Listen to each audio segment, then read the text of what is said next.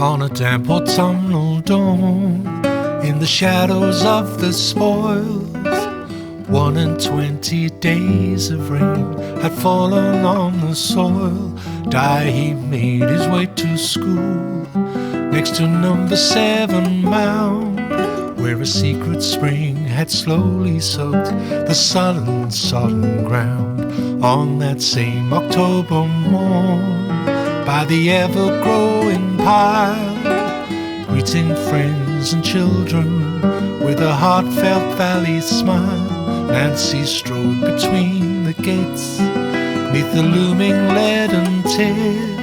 As she walked into the hall, the earth released its grip, and in London town that day, they pulled on their tailored suits.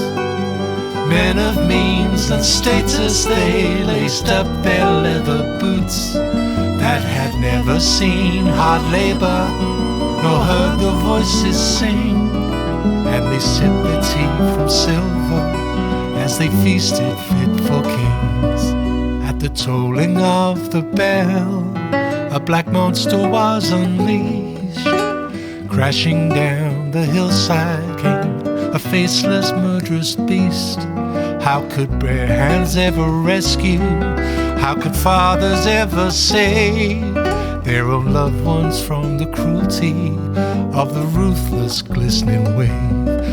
Did halt his daily class as he heard the demons roar. Desperately he sought the means to free his 34. He took down his board of learning to save their youthful souls. One man tried to halt the rush of 10,000 tons of coal. Asda shielded his brave back with a board of blackened slate, trying in vain to save them from a cruel and heartless fate. Their white backs were cloaked in silk shirts, and the lies they did create to protect their wealth and pensions and their overprivileged state.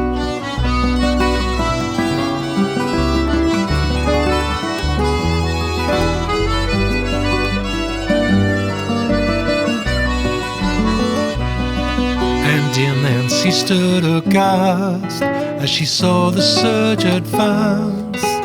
Selflessly she gave herself to offer babes a chance. So she drew 5 to her breast, as the hen protects its brood, with a pound note held in her hand to pay for drink and food.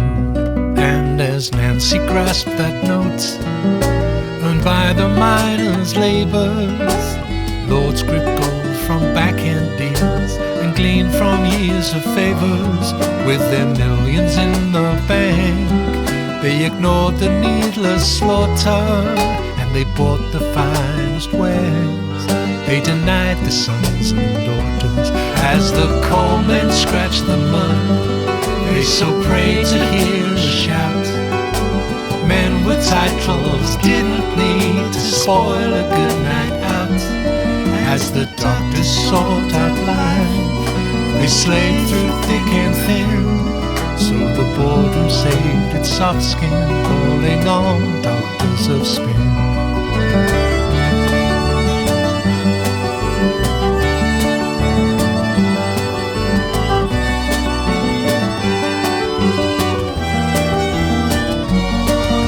Behind the paneled doors saw the facts, the myths and shame.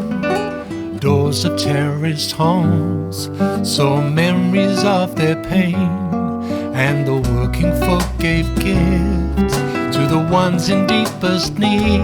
But their alms were spent by strangers, blinded by their greed. Had the falsehoods been revealed, had they faced their deepest fears, lives restored and justice in the town of flowing tears.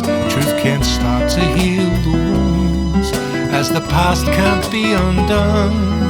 To their children they sang your star, you'll be forever young. How will history judge those men, the those who ran from cold hard facts. Ballads will be sung of folk in noble selfless hats. Old school ties, they spent their years trying to hide their crimes. Di and Nancy took to their graves, our heroes for all time.